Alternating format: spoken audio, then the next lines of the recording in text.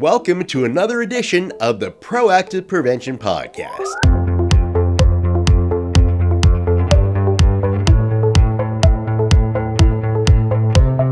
Where we share powerful stories and compelling information about substance use and abuse, about addiction, recovery, and more. Today on the Proactive Prevention Podcast, we're honored to welcome Mr. Rodney Wilson, a retired drug and alcohol counselor whose career and life has been dedicated to helping individuals break free from addiction. Rodney's early life laid the groundwork for years, working in a variety of counseling and behavioral specialist positions where he witnessed firsthand the devastating impact addiction has on young lives, families, and entire communities. In addition to his counseling work, Rodney has served as a substitute teacher and a sports referee, where he has connected with students at critical points in their developments, offering guidance and support. He's also an active volunteer with the Yoke Fellowship Prison Ministry, using opportunities to mentor and inspire people. Rodney brings a wealth of wisdom, compassion, and real-life experience to today's conversation, and we're excited to dive into the interview. Thanks for joining us today, Rodney. Can you tell us a little bit about your background? Well, I was born and raised here in Williamsport, and I came up raised by my grandfather and grandmother and mother and father. We all lived in the same house. Back in the day, everyone lived in the house. We didn't put our grandparents and old folks' home. But anyway, I was born and bred in Williamsport, played Little League baseball here, basketball, football, from elementary all the way up until high school. And I coach, I referee, I was a caseworker, and worked with recovering addicts children from 81 till 95. And then from then on, I've been just doing caseworker work and working with adolescent youth, troubled youth, and I coach for the Special Olympics. Okay, so that's how you are now, a drug and alcohol counselor. Yes, but I retired here in October. I just turned 65, and I retired in October. 65, okay, so now you're a retired drug and alcohol counselor. Okay. Yes. So what are some of the common struggles you've seen young people face when it comes to substance abuse? Mainly peer pressure. A lot of it is generational, like grandfather, grandmother was in alcoholism heavy, drugs heavy, and sometimes that gets passed down, and sometimes just peer pressure alone, and sometimes it starts out as a social experience, and then it just gets out of control. Okay. Can you elaborate on that a little bit more? Well, a lot of kids that go out and they're just figuring they're socially partying, and a lot of times people slip things in on them, or a lot of times me working in children and youth, a lot of children been abused, molested as children, and they turn to drugs and alcohol to self-medicate, to deaden the pain. And I'm sorry, I just got a little brain freeze there. But yes, a lot of it is peer pressure or generational curses, or some kids did not know exactly what they were getting into.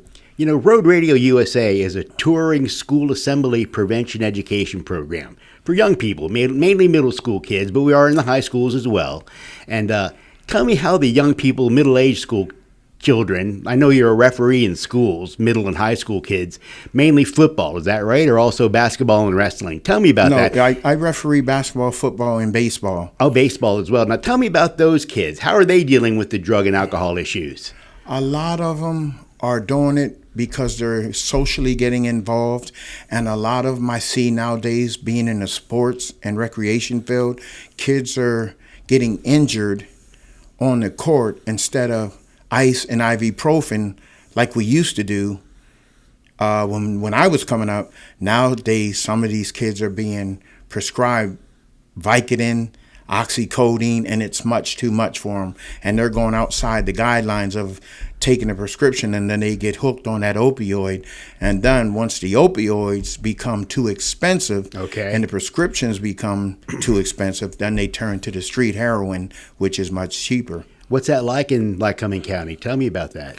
It's way out of control in Lycoming County. And a few times, I don't want to say anything that's not politically correct, but a few times, like me working in White Deer and different places, pharmaceuticals is big business nowadays. And a lot of people are getting hooked on these drugs, and they're taking a lot of children from heroin and putting them on methadone. They're just two different names for the heroin nowadays. Because kids that are on this methadone nowadays, they're incoherent. I try to educate them or do certain things with them. They're nodding out and all of that. So it's just way out of control. And a lot of times it's being pushed. Me working in the school system, I got in trouble a couple times. Did you? Because of they're believing a lot of these children need medicated, and I didn't believe that.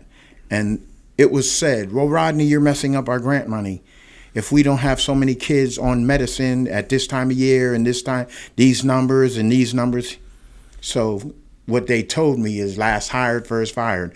But I was going against the grain because, like, as you know, I'm not always politically correct, and I'm off the cuff like that. And my sensitivity, my compassion, coming from a dysfunctional family after I got the age of 12, then that's where my heart and my compassion is for these youths that are coming up now that are having to deal, even from two-parent families nowadays.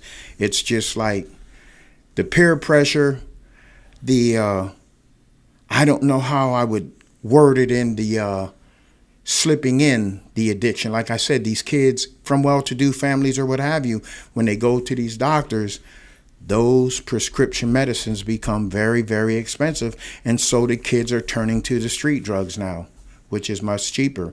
And a lot of these kids are concocting their own medicines. Is that right? Yes, sir. Okay.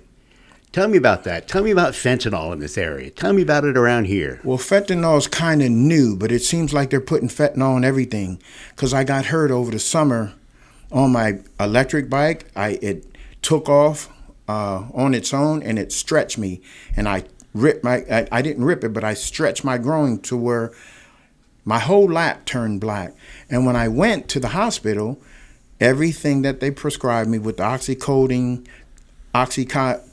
and all of those drugs now, everything I'm reading now has fentanyl in it. And even these kids are putting fentanyl in just regular pot now and in cocaine because it intensifies the high, but it's a highly addictive, or it's a death drug because that fentanyl is killing a lot of people off nowadays. Is that what's happening in Lycoming County as well? It's happening everywhere, all over, and in Lycoming County as well. Yeah, it's making this, it's nationwide, it's national. I mean, hundreds of thousands, that's what you're hearing. So, what is the biggest misconception right now about people addiction and journey to recovery right now? I think the biggest misconception is, and I got in a little hot water for saying this also, the misconception that once a drug addict, always a drug addict, once an alcoholic, always an alcoholic. I don't believe that. And then I'm living proof that that is not so. Yes, that is not so. Once you make up in your mind that you're finished or rock bottom, or you hit rock bottom, that's a game changer because you see the life-death situation that is before you. And some people almost have to almost die, like I mentioned the other day in my interview. Like when I'm spiritual. When I cried out unto the Lord, I said, why am I losing my mind? But when the balance came, it spoke, not audibly, but you have to almost lose your mind to change your mind. And that's what happened with me.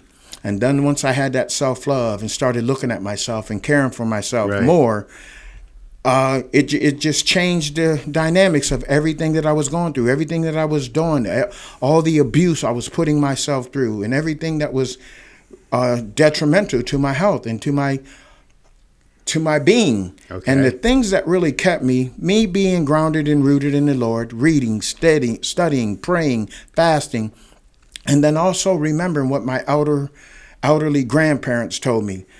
You're an eagle, son. And that's what helped me. He said, you never see two eagles flying together unless it's a male or female, or they're all connected somewhere around the creek, Right. fishing, eating. And then my grandmother always taught me, and what gave me my full strength, when she said, let your left hand be your right hand's best friend. Okay. And she said, therefore, baby, don't trust nobody but God. And then she even broke it down to let me know that when there's a situation or a crisis between friends, it's always the best friend that takes the girl, that your boyfriend or your girlfriend, vice versa. Right. It's not an outsider. Sometimes your best friends are your worst enemies. Right. So that's how I came so independent. And then after I was homeless and being with nobody but myself and God. Right. No television, no communication. Right.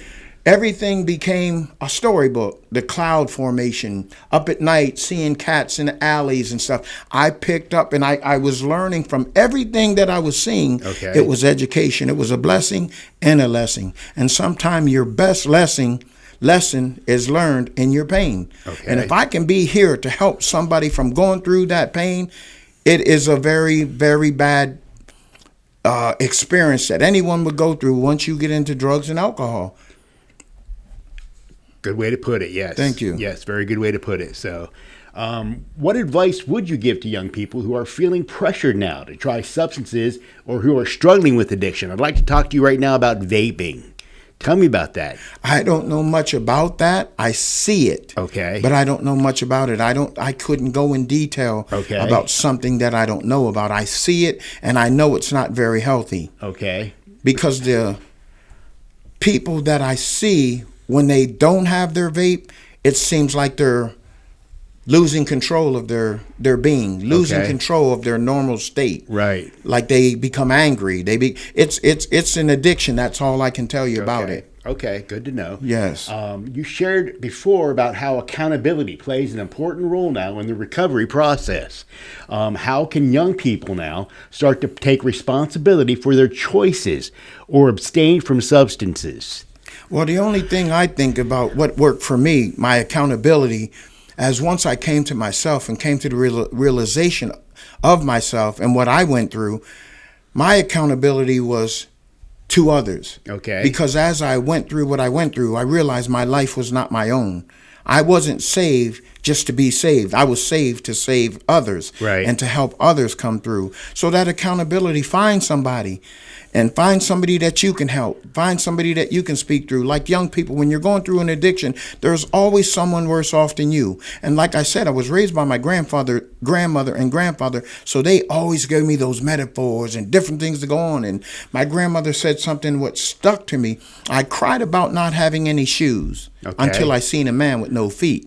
And then my cry became different. Then I no longer had to look on self. I had to look. And me, compassionate, caring. I always look for the underdog. I always look for somebody that was vulnerable, hurting, painful. And in me helping them, I was able to heal myself.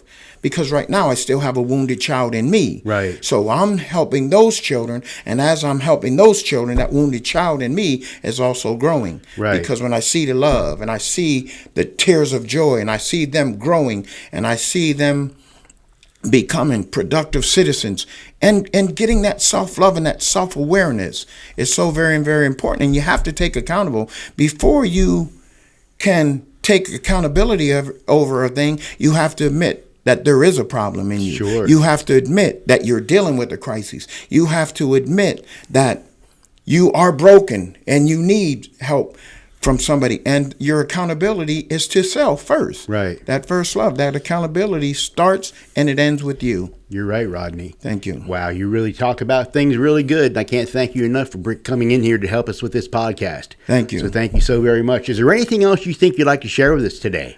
No, I kind of do get off script, and like she said, our time is limited.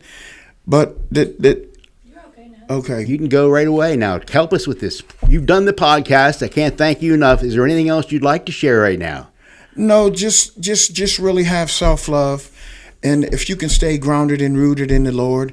Like I said, I have a prison ministry, but I don't try to convert people to Catholicism, Muslim, Christianity, because I believe in one God, one body. Right. And everything is mental. Mm-hmm. Everything is what you believe. Everything is what you start. Everything starts with the first thought. Mm-hmm. Just like anything that was constructed, anything that was built, before any blueprints mm-hmm. were created to make any kind of architectural things or anything, right. It all begins with the thought. Right. So you have to think more of yourself. And that's what, like I said, when I was homeless, I was out here and I came to myself, and then I had to understand and know that being out here is not easy. You always have to find someone to attach to. And that's why I said coming into this podcast was kind of hard, because, like you know as well as I do, I'm off the cuff. That's and right, I'm spontaneous. Yep. I'm not real scripted. I'm not real mechanical. That's not the Lord working with you, man. Thank you. I appreciate that. I'm not real you. mechanical, and I'm not real rehearsed. Yep. And I go off of feelings, like I feel. And that's why I told you, and this hopefully gets edited. This is my pacifier. Oh, no. This is great. This is my pacifier. Yes, because when I was growing up and when my grandfather finally died, that's I good. went to sucking my bottom lip. Oh, it did you? And so I keep this as my pacifier, and it keeps me from sucking on my bottom lip. So that's why I became so compassionate. And then seeing and then knowing that some of these kids are already coming in without peer pressure. Okay. They're already coming in, like me working in the system. There was kids quaking. There was kids going through different things, and I didn't understand it. So I would go to the psychiatrists and different med doctors and all that. And, sir, I'm dealing with this, that, and that. They said, well, Rod, they're already crack-addicted children. All right. These are already crack-addicted people. Babies and heroin addicted, and my daughter had twins, so she had to go to Geisinger, so there wasn't no complication. Your daughter did? My daughter, she had twins, and the only reason she went there because she had twins, and sometimes twins can be complicated. Oh, wow. And she was the only pretty much normal female in the delivery, in the maternity ward. Okay. 8 other women had crack and heroin addicted babies. You could put them in the bottom of your hand, and they were shaking. And I would tell the people, listen, if you're going to be out here and you're doing X, Y, and Z, don't come out here like a lot of young ladies are out here on these drugs, pregnant, knowing they're pregnant, doing these drugs. And like I said, and a lot of things that are the misconception is when the doctors came out that one year, well, it's all right to have a little wine with your pregnancy. I don't think so. That was the worst thing that you could have ever told a mother. Because alcohol is alcohol. It is alcohol. It's a drug. It's a drug. Yep. And when I was at White there, they asked me, they said, you see that individual over there in that corner, what he's going through? I said, yes. He said, what do you think he's coming off of? I said, that looks like a heroin. He said, Rod, it's alcohol. He said, the alcohol is the worst withdrawal in the whole world because it deteriorates bone, marrow, kidney, liver. And I never knew alcohol had that much power to it. And that alcohol is easy to get addicted to, because you start out with a little wine after work, and next thing you know, it snowballs. Everything has a snowball effect. So if I can tell these young people or any people, if you can deal with things in your natural state of mind, it's better, because that's what worked for me. Because anytime I was going through things and I used any kind of substance, it heightened the pain. It made everything worse. So if I'm telling young people, be careful what you choose, because you got to even be careful with your friends. Right. Even that friend that puts that line of cocaine down, that thing that happened in that 15-second time is going to haunt you and be detrimental to your health for the next 15, 20 years. So be careful what you choose. Yep. Be careful what you pick up. Be careful. They always instilled in me, be careful with the friends that you choose. Yeah. Just like in dating now. We had to court.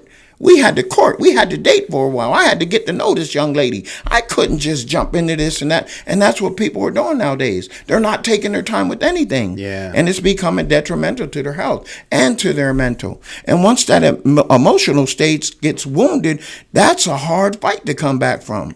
Once that emotional state gets wounded, it's a hard fight to come back from. And the things that happens for me, like I said, if you can find an outlet as far as reading, recreation, find a gym, find just little things in the morning. Right. I tell my nieces and them, because of what we went through, my mom had pills around. Oh, They did were, yeah, I had easy access to them. She had to speak easy. So there was pills around. So I started dibbling, dabbling in them. And what really hurt me the most, I was dibbling, dabbling in them. I kind of got hooked to them. But what hurt me the most, when I went one day, when she offered it to me, that's what hit me. That's what hurt the most. Because it was one thing for me stealing them from her and getting them. But when she let me know, it's okay, baby, go ahead and do this, because she was sick. She was tormented. She was in mental hospitals and things like that. That's where the pills first came from. And now my nieces and my sister and them, they got so addicted to it. Now they're all still addicted. My sister's almost 70. My nieces and stuff are 30, 40 years old. And if you call them on the phone right now, slurred speech. Yes, absolutely. Boy. So that's where I was saying about generational curses. My mom helped me with my addiction by giving me the pills, and my dad, he helped me quit smoking because for one Christmas, he knew I smoked. He got me a carton of cigarettes at once, and both of those things broke me. Yeah, both of those things broke me. My dad, he did it psychologically. He there was a method to his madness, but my mom. When people are addicted, misery loves company. Yeah. If they're addicted, they don't mind you joining with them and suffering with them and being sick with them. And that's why I'm telling you, choose your friends wisely. And what you do in a moment's time can bring it. What do they say? A night of pleasure can bring a lifetime of pain. Yeah.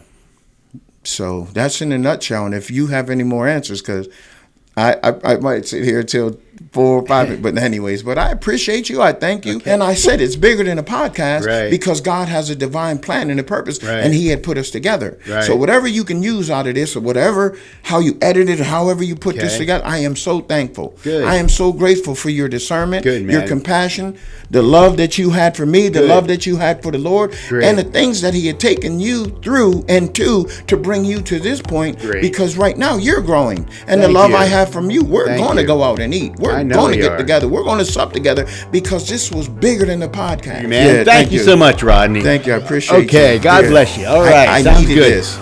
God bless because you, there was a healing in here, right now for me. I think so. I I needed this. And for the people that listen to this, you've been listening to the right thing.